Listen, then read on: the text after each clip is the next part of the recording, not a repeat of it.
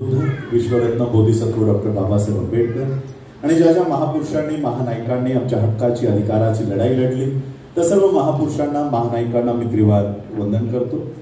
मंचावर उपस्थित Republican Party of इंडियाचे महाराष्ट्र स्टेट प्रेसिडेंट दिनेश हनुमंतेजी, वैभव दबडगेजी, माझे सहकारी शशिकांत जाधवजी, मंचावर उपस्थित विश्वविकास गायकवाडजी, या रायगडचे आणि रायगडचे ढाण्या वाघ म्हणून ज्यांना आपण ओळखतो ते जगदीशभाई गायकवाडजी, मंचावरचे सगळेच आज नवनिर्वाचित सगळे पदाधिकारी आहेत त्यांचं आणि इथे उपस्थित असणाऱ्या सर्व माझ्या मातांना, बंधूंना आणि भगिनींना राजरत्न आंबेडकरचा मानाचा जय भीम। आजचा हा उत्साह आणि जास्तीत जास्त तरुण मंडळींचा सहभाग हा बघताना मला असं वाटायला लागलं की काही लोकांनी काही वर्षापूर्वी पुस्तकं पण लिहिली होती की आंबेडकर चळवळ संपली, अशा आशयाची पुस्तकं लिहिली, अशा आशयाची भाषणं केली। पण आज मला त्यांना हे चित्र दाखवावंसं वाटतं की आंबेडकर चळवळ संपली नाही, आंबेडकर चळवळ तरुण झाली, आता ती एका तारुण्यामध्ये आलेली आहे, अशा आजचं हे चित्र आज बघायला मिळतंय। आज आपण रिपब्लिकन पार्टी ऑफ इंडिया बघा, नुसतं पक्ष उभं करत नाही होत आपण, हा पक्ष नाही, ही एक मुवमेंट म्हणून आपण उभी करत आहोत। आज ज्या पद्धतीने आमचं प्रतिनिधित्व शून्य होत चाललेलं आहे, बौद्धांची अनुसूचित जातीची मतं कुठेतरी कुजवली जात आहेत आणि म्हणून या मतांचं रूपांतर सीटांमध्ये व्हावं, या मतांचं रूपांतर प्रतिनिधित्वामध्ये व्हावं याकरिता आज आम्ही तो स्टँड घेतलेला आहे। आणि म्हणून मला अनेक वेळा ऑफर होत्या की तुम्ही हा पक्ष काढा, तो पक्ष काढा, आमच्या पार्टीमध्ये या, आमच्या पार्टीमध्ये या, तुम्हाला राज्यसभा देतो, तुम्हाला MLCs देतो। आणि मग हा सगळा विचार आहे, सगळे ऑफर्स असताना आमच्या मनामध्ये, माझ्या मनामध्ये होतं की बाबासाहेब आंबेडकरांची पार्टी असताना आम्हाला दुसऱ्याच्या पार्टीमध्ये जाऊन काय काम करायचंय आणि म्हणून उभी करीन तर बाबासाहेब आंबेडकरांचीच पार्टी उभी करीन आणि इतर पार्ट्यांचे झेंडे आम्ही हातात घेणार नाही। मला वाटतं सगळ्यात आधी 2010 साली जगदीशभाई गायकवाडांनी मला या ठिकाणी आमंत्रण दिलं होतं आणि 6 डिसेंबरला चैत्यभूमीला शिवाजी पार्कला त्यांनी मला भाषण करण्याची पहिली संधी उपलब्ध करून दिली होती आणि आजही माझं ते भाषण त्याच्यावर मी ठाम आहे। त्यावेळीसही मी सांगितलं होतं की हे ठिगळं लावलेली झेंडे आपल्या हातात घेण्यापेक्षा बाबासाहेबांनी दिलेला निळा झेंडा हा तुमच्या हातामध्ये घ्या। काय बाबासाहेब आंबेडकरांची रिपब्लिकन पार्टी ऑफ इंडियाची तत्व इतकी कमजोर आहेत की आम्हाला स्वतंत्र वेगळा पक्ष काढावा लागतो? काय बाबासाहेब आंबेडकरांनी ठरवून दिलेली धोरणं रिपब्लिकन पार्टी ऑफ इंडिया, त्यांचे ऑब्जेक्टिव्ह एवढे कमजोर वाटले की आम्हाला एक नवीन पार्टी रजिस्टर करावी लागते, बाबासाहेबांच्या रिपब्लिकन नावापासून फारकत घ्यावी लागते? बाबासाहेब आंबेडकरांची तत्व आज संपूर्ण जग मान्य करतोय आणि आम्ही बाबासाहेबांनी दिलेलं हे नाव सोडत चाललेलो। बाबासाहेबांनी दिलेलं पक्षाचं नाव काय आहे? Republican Party of India. इंग्लिशमध्ये बाबासाहेब आंबेडकरांनी त्यांच्या जीवनात जितकेही संघटना काढल्या, या इंग्रजी भाषेमध्ये बाबासाहेबांनी त्या संघटना काढल्या। या रिपब्लिकन पार्टी ऑफ इंडियाचं बघा, आज आपण बाबासाहेबांची तत्व सोडतोय, आम्ही आमच्या पक्षाची नावं बदलतोय, पक्षाचे झेंडे बदलतोय आणि त्याच बाबासाहेब आंबेडकरांचं तत्व कोण उचलत आहे? बाबासाहेब आंबेडकरांनी जो धम्म स्वीकारला त्या धम्माचं प्रतीक काय आहे? काय आहे धम्माचं प्रतीक? कमळ हे बुद्ध धम्माचं एक प्रतीक आहे। ते चिन्ह कोण घेत आहे? बीजेपी। म्हणजे बाबासाहेबांनी ठरवून दिलेले तत्व कोण उचलत आहे? बीजेपी। आणि आम्ही सोडून चाललेलो आहोत आणि म्हणून आम्हाला आज बाबासाहेबांच्या पक्षाचं नाव, हे नावही जर याचं मराठीत रूपांतर करा, रिपब्लिक, आपण 26 जानेवारीला रिपब्लिक डे साजरा करतो ना, मराठीत काय म्हणता या दिवसाला? प्रजासत्ताक दिन। म्हणजे रिपब्लिकचा अर्थ काय होतो? प्रजा। प्रजा, प्रजेला दुसरा शब्द काय आहे? प्रजेचा दुसरा शब्द काय आहे? जनता। रिपब्लिकचा अर्थ काय झाला? जनता। पार्टीचा मराठी, पक्ष इंडियाचा मराठी, आता या तिन्ही शब्दांना जोडा, भारतीय जनता पक्ष। म्हणजे ज्या रिपब्लिकन पार्टी ऑफ इंडिया पासून तुम्ही फारकत घेताय त्याच रिपब्लिकन पार्टीचं मराठीत रूपांतर करून ती लोक सत्तेत जात आहेत, या देशाचे सत्ताधारी होत आहेत। बाबासाहेब आंबेडकरांची तत्व ते स्वीकारतायत आणि आम्ही बाबासाहेबांची तत्व त्याच्यापासून लांब लांब होत चालली. कमळ त्यांनी घेतला, कमळ आमचा कमळ ते चोरून घेऊन गेले, आमची पार्टी ते चोरून घेऊन गेले. 1925 साली बाबासाहेबांनी समता सैनिक दलाचं सगळं एम्स अँड ऑब्जेक्टिव्ह तयार केलंय, तेच सगळे RSS चोरून घेऊन गेले. चोरी कधी होते माहिती आहे? घरामध्ये, जेव्हा तुमचं लक्ष नसतं, जेव्हा तुम्ही तुमच्या घरात नसता, त्यावेळेस तुमच्या घरातनं चोरी होते. आज आमच्या पक्षाचं नाव चोरलं गेलं, आज आमच्या पक्षाचं चिन्ह चोरलं गेलं. का? तर आम्ही आमच्या घरातच नाही, आम्ही इतरांचे घर मोठं करायला चाललो. आणि म्हणून मी 2024 पर्यंत, या काही लोकांना वाटत असेल हा अचानक 2 महिन्यात आला. ही लोक जी आली, भले जगदीश भाईंनी इथे बोलवली असतील तुम्हाला, पण तुम्ही 2 महिन्यात राजरत्न आंबेडकरला ऐकायला आलेलं नाही आहात. मागच्या 10 वर्षापासून मी संपूर्ण भारतामध्ये, आज जशी तुमच्या इकडे गर्दी आहे, काल सोलापूरमध्ये मी होतो, मोहोळमध्ये होतो, तिथे तुडुंब गर्दी होती. सगळीकडे मी जिथे जिथे जाईन, मी हरियाणात जातो, राजस्थानला जातो, माझी गाडी जर 5 किलोमीटर अंतर असेल तर मला 2-2, 3-3 तास जातात. प्रत्येक गावागावामध्ये बैठका, प्रत्येक गावागावामध्ये स्वागत. या सगळ्या पूर्ण देशामध्ये आम्ही एक आंदोलन उभं केलं की भारताचं संविधान धोक्यामध्ये आहे, भारताचं संविधान हटवलं जाणार आहे. आणि म्हणून आज त्या पद्धतीने लोक जागृत झाली. जागृत झाल्यानंतर काय झालं, म्हणजे आमची फसवणूक बघा कशी होत चालली. आम्ही लोकांना जागा तर केलं, मतं कुणाला द्यायची, काय द्यायची, हे सगळं कुणाला नाही द्यायची, हे सगळं जागा केलं, पण त्या मशीनवर आमचं बटनच नाही. लोकांच्या मनात आलं की बीजेपीला पाडायचंय, पण बीजेपीला पाडायचंय याचा अर्थ आम्हाला काँग्रेसला निवडून आणायचंय का, राष्ट्रवादीला निवडून आणायचंय का, शिवसेनेला निवडून आणायचं, असा होत नाही. म्हणजे आम्ही प्रचार करतोय, पण त्या मशीनवर आमचं बटनच नाही. मी पॉलिटिकल पार्टी उभी करत नाहीये, तुम्हा लोकांना त्या मशीनवर पर्याय उभा करतोय की माझं बटन, हक्काचं बटन, माझं हक्काचं घर. मी मुंबईच्या एका सभेमध्ये, भारतीय बौद्ध महासभेचा कार्यक्रम होता, सगळं एक्सप्लेन केलं की काय पार्टी, कसं काम चाललंय. मला लोकांनी येऊन खाली विचारलं, तुमचं भाषण अप्रतिम होतं, सगळं आम्हाला पटलं, आम्हाला सांगा आमचा पर्याय काय, आम्ही कुणाकडे जायचं, या पार्ट्यांमधनं आमची पार्टी कोणती. बघा, माझ्याहून लहान असेल आदित्य ठाकरे माझ्याहून लहान असेल, प्रबोधन काय ठाकरेची ती 3री पिढी, बाबासाहेबांची मी 3री पिढी. हे माझ्या आजीचा, पणजीचा आणि माझा फॅमिली फोटो इथं आहे, फॅमिली फोटो, ते माझे सख्खे आजोबा इथे कोपऱ्यात बसलेले आहेत. पण आदित्य ठाकरेला जर राजकारणात यायचं असेल तर उतरल्या तो मंत्री बनतो की नाही. आणि मला जर राजकारणात यायचं असेल तर मला काय सांगितलं जातं, कोणता वाला आरपीआय ए मध्ये जाणार की आरपीआय गवईमध्ये जाणार की आरपीआय कवाडेमध्ये जाणार, माझ्यासमोर काय चित्र उभं करून ठेवलं. हा माझा प्रश्न नाहीये, या संबंध तरुणांचा प्रश्न आहे की माझी पार्टी कोणती, या सगळ्या पार्ट्यांमधली माझी पार्टी कोणती. आणि म्हणून तुम्हा लोकांना काही लोक सांगतील की अजून एक गट तयार झाला, लक्षात घ्या, आरपीआय आता गटमुक्त होतोय. मी गट उभा करत नाही, पर्याय उभा करतोय. आता गट नाही, आता पर्याय, आणि पर्याय म्हणजे आरपीआय. अशा पद्धतीने ही पार्टी तुम्हा लोकांपर्यंत घेऊन येतोय. बाबासाहेबांचं हे घर मजबूत करा. माझ्या भाषणांचा वापर इंडिया आघाडीने करून घेतला, माझ्या भाषणांचा वापर एमव्हीए करून घेतला. यापुढे माझा प्रत्येक शब्द हा एमव्हीए किंवा इंडिया आघाडीला नाही, आरपीआय ला मजबूत करेल. अशा पद्धतीने या महाराष्ट्रामध्ये आम्ही काम करणार आहोत. अशा पद्धतीने आम्हाला जायचं. आज आमचे प्रतिनिधी शून्य होत चाललेले आहेत. संसदेत आमची लोक नाही, विधानसभेमध्ये आमची लोक नाही. आणि जी लोक दावा करतात की आमच्याकडे पक्ष आहे, यांचे आम्ही सगळे धागेदोरे काढलेले आहेत. यांच्याकडे रजिस्ट्रेशन उरलेले नाही. इलेक्शन कमिशन मध्ये हे लोक जाऊन आलेत, इलेक्शन कमिशन मधनं सगळा रेकॉर्ड काढून आणलेला आहे. आज का आम्ही दावा करतोय की गवईचाही बाप आम्हाला आरपीआय नाव लावण्यापासून थांबवू शकत नाही. का सांगतोय? कारण त्यांच्याकडे पक्ष राहिलेलाच नाही, आणि हा पक्ष याच्याकडे कुणाचं लक्षच नाहीये.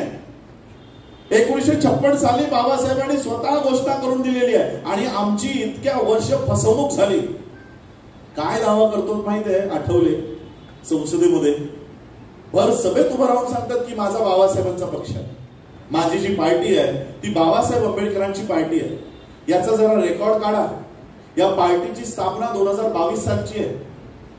2019 साली मोहन पाटील, तुम्हाला तर सगळं माहित असेल, मोहन पाटील नावाची जी, कुणाला माहिती काय नाव मोहन पाटील? 2 लोकांना माहिती. कधी बघितलाय चेहरा त्यांचा मोहन पाटलाचा? आरपीआयचा ओनर, आरपीआय ए याचा स्थापन करणारा कोण आहे? Mohan Patil.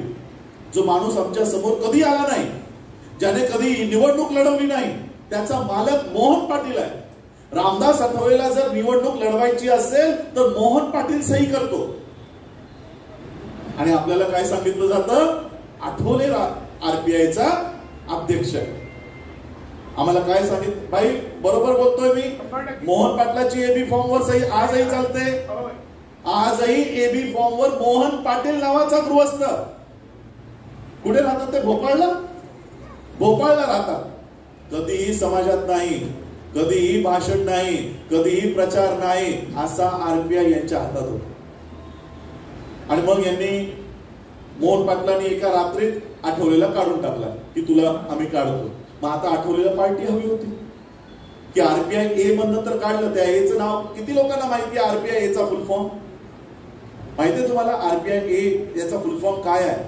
Republican Party of India bracket Ambedkarite. बरोबर आहे? आंबेडकराईट. आम्हाला काय सांगितलं गेलं? रिपब्लिकन पार्टी ऑफ इंडिया आठवलं. किती मोठी फसवणूक. आणि मग 2022 ला यांच्या समोर प्रश्न उभा राहिला की मला या पक्षाने तर काढून टाकलं. हे कुणाला माहिती आहे का? आरपीआय ए मधनं आठवलेलं काढून टाकलं होतं? कुणालाही माहिती नाही. आणि मग काढून टाकल्यानंतर यांना माहित आहे. काढून टाकल्यानंतर मग यांच्यावर प्रश्न आला की आता मला बीजेपी मध्ये जर जायचं तर पार्टी तर लागेल. आणि मग यांनी नवीन पार्टी रजिस्टर केली. त्याचं नाव ठेवलं Republican Party of India bracket A. A म्हणजे आठवले. आता ए ऑलरेडी होता, आता पुन्हा ए सुरू झाला. आणि मग आठवले नावाची पार्टी 2022 साली यांनी रजिस्टर केली. आणि मग त्याच्यातनं ते राज्यसभेवर गेले. आता मला सांगा, हा राज्यसभेमध्ये उभा राहून सांगतो की माझी पार्टी बाबासाहेब आंबेडकरांची पार्टी आहे. 2022 साली बाबासाहेबांना सही द्यायला आले होते का? किती खोटं कारस्थान सुरू आहे, किती खोटं. आणि भारताच्या आंबेडकराईट लोकांमध्ये किती खोटं पसरवलं जात आहे.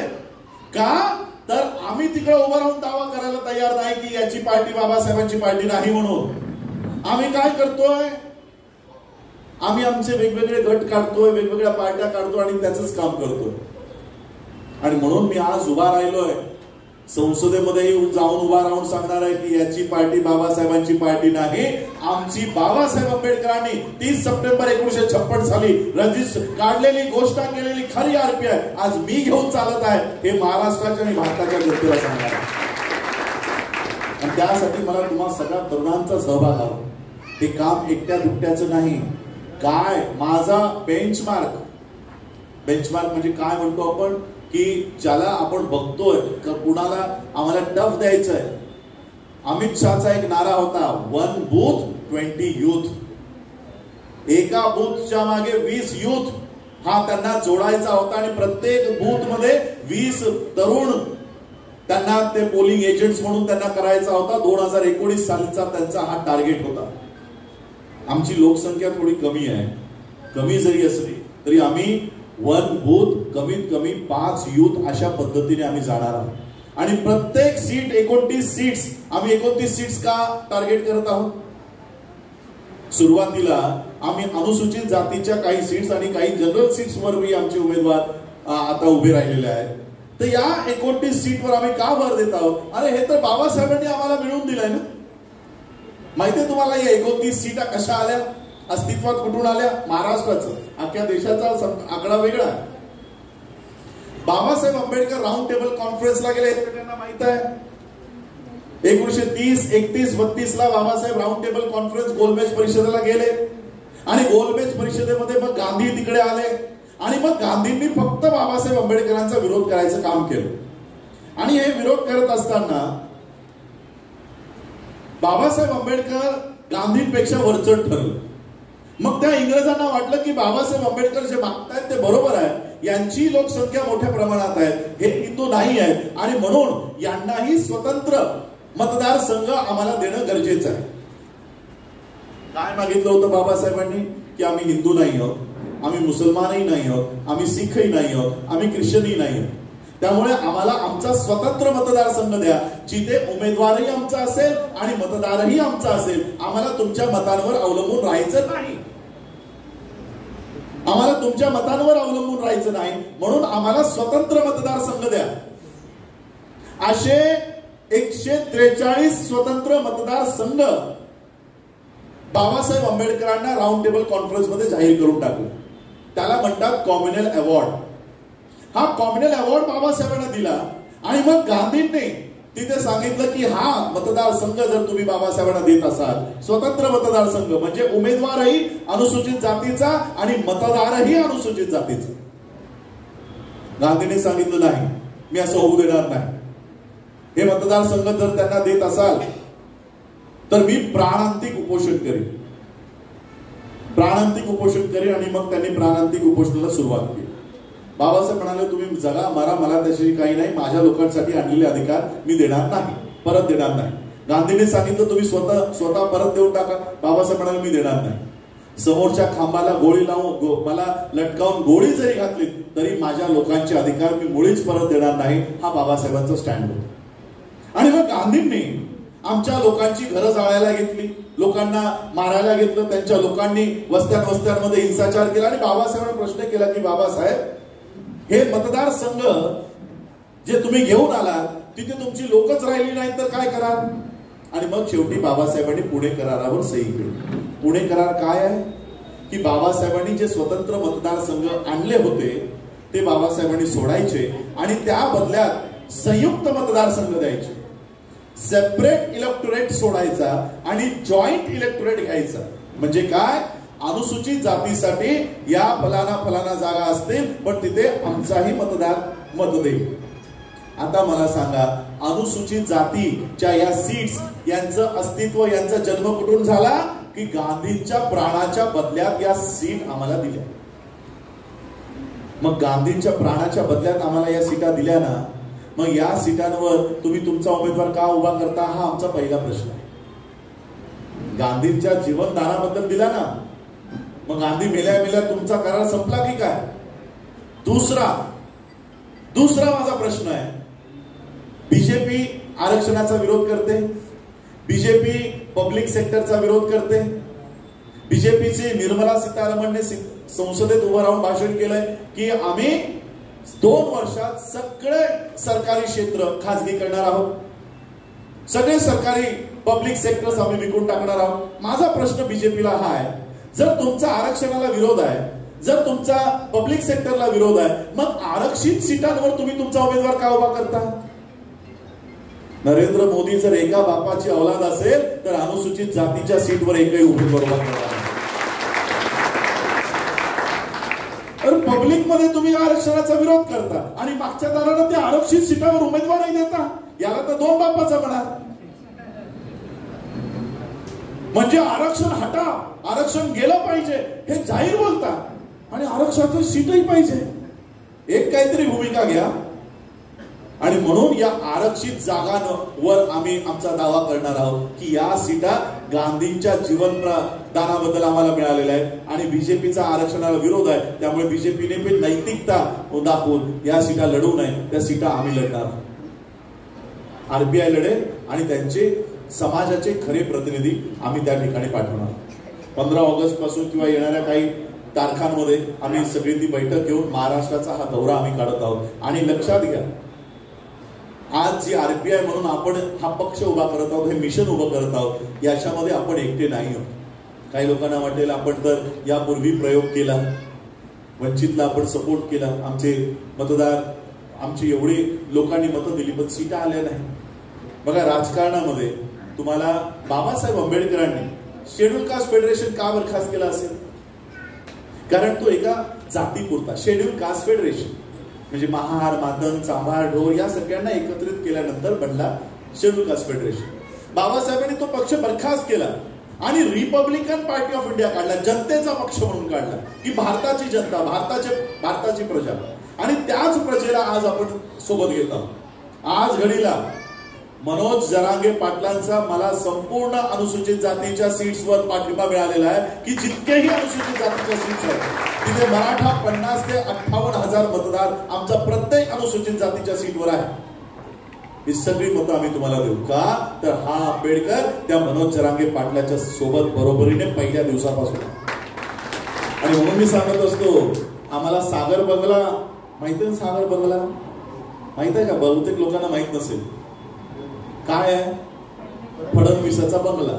आम्ही सागर बंगल्याच्या आदेशावर काम करत नाही, आम्ही आमच्या सामान्य लोकांच्या आदेशावर काम करतो. आणि म्हणून त्या पद्धतीने मराठा असेल, आता काल परवा आम्ही अण्णाभाऊ साठेंच्या जयंतीला गेलो होतो.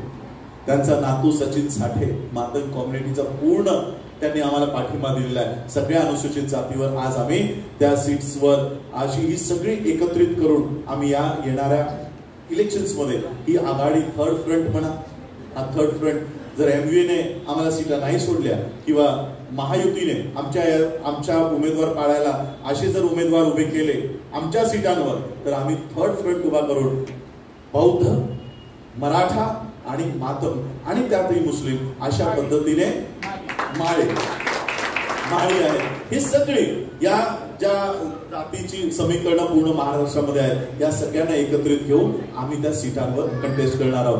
मग ओपन कॅटेगरीच्या सीट्सवर आमची मतं त्यांना ट्रान्सफर करू, SCच्या सीट्सवर त्यांची मतं आमच्या ट्रान्सफर होतील. अशा पद्धतीने एकमेकांचं सहाय्य करून विधानसभेमध्ये आम्ही जाणार. माझ्याकडे आज परिस्थिती अशी की उद्या जरी इलेक्शन लागली तरी आमचे 5 कॅन्डिडेट्स हमखास जिंकून विधानसभेला जातात. अशा पद्धतीने आज आमची तयारी बांधणी सुरू आहे. मी रोज फिरतोय. आज तुमच्याकडे यायला मला वेळ झाला मध्ये, कारण मध्ये ट्रॅफिकही बराच लागला, पण तरी आमच्या बैठका रोज सुरू आहे. एक मिनिटाचाही आम्ही वेळ वाया घालवत नाही आहोत. आणि म्हणून मी तुम्हा सगळ्यांना आवाहन करणार आहे, एक चांगलं रिपब्लिकन मुवमेंट या महाराष्ट्रामध्ये उभी राहत आहे. मी मागच्याही याच्यात सांगितलं होतं की कोण सुभाषचंद्र बोस बोलले होते की तुम मुझे खून दो मैं तुम्हें आजादी दूंगा. 3 महिन्याचा वेळ आहे आज आपल्याकडे, ऑगस्ट, सप्टेंबर आणि ऑक्टोबर. तुम मुझे 3 महीने दो, मैं तुम्हें बाबासाहेब ये मुवमेंट खड़ी करके दिखाता. बाबासाहेबांचा पक्ष कुणाची तरी बी टीम होण्याऐवजी बाबासाहेब आंबेडकरांची ए टीम व्हा. त्या पद्धतीने कामाला लागू. आणि जितकंही आज संपूर्ण महाराष्ट्रामध्ये या RPIची मुवमेंट आपण घेऊन जाऊ. हा पक्ष बाबासाहेबांचा पक्ष ज्या आशेने बाबासाहेबांनी उभा केला होता, काय अपेक्षा होती बाबासाहेबांची की चला आम्ही सत्तेमध्ये नाही जाऊ शकत पण भारताच्या विरोधी बाकावर इतक्या कणखरपणाने बसू की कुठेही जर संविधानावर आळा आला तर आमची लोक तिथे उभं राहून विरोध करायला तयार असतील. आज बघा पंकजाताई मुंडे भाषण काय करतात की आम्हाला संसदेत पाठवा का, तर आम्हाला संविधान हटवायचं आहे. संविधान हटवण्यासाठी त्यांना संसदेत जायचंय. मग जर संविधान हटवण्यासाठी त्यांना संसदेत जायचंय तर संविधान वाचवण्यासाठी कुठं जायला हवं?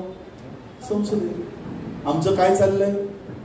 त्यांना संविधान हटवण्यासाठी संसदेत जायचंय, आम्हाला संविधानाची रक्षा करायसाठी रस्त्यावर उतरतोय. आहे का बरोबरीची लढाई? जर ते संविधान हटवण्यासाठी संसदेत जात आहेत तर संविधान वाचवण्यासाठी आम्हाला संसदेत आणि विधानसभेत जाणं गरजेचं आहे. नुसतं मतं कुजवून काही होणार नाही. आज आमची मतं कुजवली जातात, आमची मतं सत्तेपासून विभागली जातात, बाहेर ठेवली जातात. या मतांचं रूपांतर सीटांमध्ये तुम्ही एक गठ्ठा राहा, एकत्रित राहा. या मतांचं तुमच्या मतं काही लोकांना काय वाटतं, फसवणूक वाटतं. अरे मी मतं तर दिली पण माझ्या मतांचं रूपांतर सीटमध्ये झालं नाही. तुमच्या मतांचं रूपांतर आमदारकीमध्ये, नगरसेवकांमध्ये, येणाऱ्या काळामध्ये खासदारांमध्ये अशा पद्धतीचं रूपांतर करून मी तुम्हाला दाखवतो. फक्त तो विश्वास माझ्यावर ठेवा. हे जे घर आहे ना, हे घर, ही पिढी यांनी कधी स्वतःचा विचार केला नाही. त्यांचंच रक्त माझ्यामध्ये आहे, त्यांचंच रक्त माझ्यामध्ये आहे. आम्ही इथे स्वतःसाठी नाही आलोय. मी आज घडीला, आज महाराष्ट्राचा विधानसभा आहे, यापूर्वीच मी वर्ल्ड फेलोशिप ऑफ बुद्धिस्टच्या 138 देशांचं संघटन आहे, 138 त्या 138 देशांच्या संघटनेचा सचिव म्हणून मी आजही काम बघतो. मला काही गरज नाहीये पॉलिटिकल मुवमेंट मध्ये उतरण्याची, पण माझा समाज जर खाईत जात असेल राजकीय दृष्ट्या, बाबासाहेबांनी जो बौद्ध धम्म आज आम्हाला दिला, हा बौद्ध धम्म बाबासाहेबांनी काय केलं माहित आहे? या बौद्ध धम्माला बाबासाहेबांचं एक वाक्य आहे, history of India is nothing but battle between Buddhism and Brahmanism. खूप झालं म्हणून मी अधिक बोलणार नाही. बौद्ध धम्म भारतातून लोप का पावला? बाबासाहेबांनी 4 कारणं दिलेली आहेत. पहिल्या कारणावर की या धम्माचा राजाश्रय निघून गेला. राजाश्रय म्हणजे काय? बुद्धाचा जो धम्म या देशामध्ये वाढला, त्या वाढल्यानंतर सम्राट अशोकानं तो ऍक्सेप्ट केला. एका राजानं तो अंगीकारला, आणि अंगीकारलाच नाही तर संपूर्ण देशाचा धम्म म्हणून बौद्ध धम्माला राजाश्रय दिला.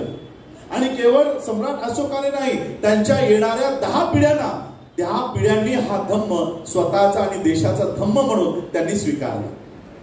शेवटचा जो राजा होता, राजा बृहदत्तची हत्या पुष्यमित्र शुंगाच्या नावाच्या ब्राह्मणाने केली, आणि बौद्ध धम्माला असलेला राजाश्रय, 10 पिढ्यांपासून असलेला राजाश्रय संपवून टाकला. 10 पिढ्यांचं कार्यकाळ किती होता माहित आहे? आता तरी आपली एक पिढी 70-80 पर्यंत जगते, त्यावेळची 100 वर्ष तरी जगत असेल. 1250 वर्ष या देशावर बौद्ध धम्माचा राजाश्रय होता. बौद्ध धम्म या देशाचा अधिकृत धम्म होता. 1250 वर्ष. आपण ऐकतो आता 15 ऑगस्ट येईल, बाईंनी जसं गाणं सांगितलं तसं एक गाणं वाचतं की जहा डाल डाल पर सोने की चिड़िया करती थी बसेरा, वो भारत देश है मेरा. 15 ऑगस्टला आपण ऐकूया गाणं. मग डाल डाल पर सोने की चिड़िया कोणत्या कार्यकाळात होती? आता आहे का? भारताला आपण काय म्हणायचो? सोन्याचा धूर निघणारा देश. ज्या देशातून सोन्याचा धूर निघत होता, अख्ख्या जगातले विद्यार्थी या देशात शिक्षण प्राप्त करायला येत होती. हे माहितीये का तुम्हाला? नालंदा, तक्षशिला, विक्रमशिला अशा 17 विश्वविद्यालय या भारतामध्ये होत्या. अख्ख्या भारताचं व्यापाराचं केंद्रबिंदू. याच तुमच्या रायगडमध्ये अनेक समुद्राचे मार्ग आहेत. या मार्गाच्या आजूबाजूला लेण्या सापडतात. हे सगळे परदेशी नागरिक या देशामध्ये यायचे ते केवळ व्यापार करण्यासाठी, आणि जाता जाता त्यांना वाटायचं अरे या बुद्धाच्या धम्माच्या देशात आम्ही आलो, आणि म्हणून ते लेण्या कोरत जायचे. तुमच्या सीबीडी सेंट्रल बिझनेस डिस्ट्रिक्ट आहे. असे अनेक ग्रीक राजे या देशात येऊन गेले. मी ग्रीस मध्ये जाऊन आलो. ग्रीस मध्ये बुद्धाचं म्युझियम आहे, तिकडे ग्रीसमध्ये आहे, तिकडे मी जाऊन आलो. ही सगळी देशातली लोक भारतामध्ये यायची. कुणाच्या कार्यकाळात? बुद्धाच्या कार्यकाळात. आणि मग तो बुद्धाचा कार्यकाळ संपला, शासन संपला, पुष्यमित्र शुंगाने प्रतिक्रांती केली आणि हा धम्म या देशातून नष्ट केला. आणि मग उदय झाला डॉक्टर बाबासाहेब आंबेडकरांचं. अनेक वर्षानंतर आजची माझी पिढी काय आहे माहित आहे? हा जो परिवार आहे, फक्त तुम्हाला 4 लोक दिसत आहेत. ही 5वी पिढी आहे बाबासाहेबांची. त्याच्या आधीच्या 4 पिढ्या काय करत होत्या माहित आहे? बाबासाहेबांच्या वडिलांचं नाव काय? सुभेदार मेजर रामजी आंबेडकर. त्यांच्या आजोबांचं नाव काय? हवलदार मालोजी. हे जे पद आहेत ना, सुभेदार, मेजर, हवलदार, हे अति उच्च कामगिरी केल्यानंतर मिलिटरीमध्ये मिळणारी पद होती. बाबासाहेबांचे आजोबा हवलदार. बाबासाहेबांचे पंजोबा माहितीये का कुणाला? कोण होते? माझ्याकडे बाबासाहेबांची अख्खी वंशावळ आहे. ही वंशावळ अजूनपर्यंत कुणाकडे आलेली नाहीये. आम्हाला आता अंबानीच्या वंशावळ दाखवल्या जात आहे ना, सोशल मीडियावर अंबानीची वंशावळ आली. आम्हाला बाबासाहेबांची वंशावळ माहित नाही. बाबासाहेबांच्या पंजोबांची समाधी आजही औरंगाबादच्या छावणीमध्ये आहे, मिलिटरी कॅम्प मध्ये आहे. बाबासाहेब आंबेडकरांची आई मुरबाडकर फॅमिली, जरा या. त्यांची अख्खी फॅमिली पिढ्या हे मिलिटरीतले अख्खी फॅमिली मिलिटरीमध्ये होती. काय करत होते मिलिटरीत? काय करत होते माहित आहे? ब्रिटिशरांनी जसंही भारतामध्ये पदार्पण केलं आणि त्यांनी या देशामध्ये सैनिकांची भरती सुरू केली, सगळ्यात आधी या लोकांनी धाव घेतली.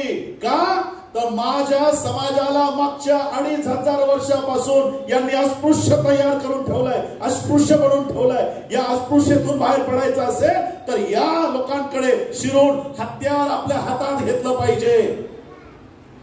या ब्राह्मणी व्यवस्थेला जर संपवायचं असेल तर आम्हाला यांच्यामध्ये प्रवेश करून तो हत्यार शिक्षण हे आतमध्ये घेतलं पाहिजे. बाबासाहेबांचे पणजोबा, बाबासाहेबांचे खापर पणजोबा हे मिलिटरीत गेले, मिलिटरीत गेले, शिक्षण घेतलं आणि 2500 वर्षाची गुलामगिरी तोडण्यासाठी त्यांनी सुरुवात केली. पण त्यांना त्यांच्या आयुष्यात ते जमलं नाही, खापर पणजोबाला जमलं नाही. म्हणून खापर पणजोबानं दुसरी पिढी तयार केली की मला जमलं नाही, माझ्या आयुष्यात जे काम मला जमलं नाही ते तुम्ही करा. म्हणून बाबासाहेबांच्या खापर पणजोबानं बाबासाहेबांच्या आजोबांना तयार केलं.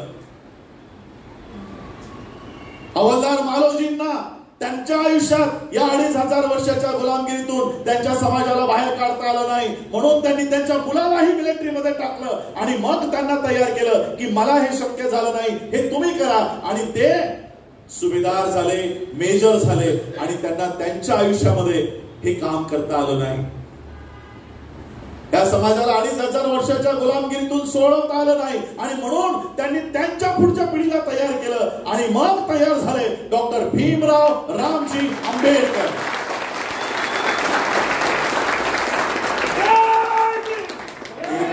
एका रात्रीचं 2500 वर्षाची गुलामगिरी तोडण्यासाठी या पिढ्यानं तयार केली. 7 पिढ्यांनी बाबासाहेबांना तयार केलं. हे मुकुंदराव जे बसलेत ना, बाबासाहेबांच्या मोठ्या भावाचे चिरंजीव, मोठ्या भावाचे. रामजींची नोकरी गेली, पेशव्यांनी महार बटालियन बंद करायला लावली आणि रामजींची नोकरी गेली.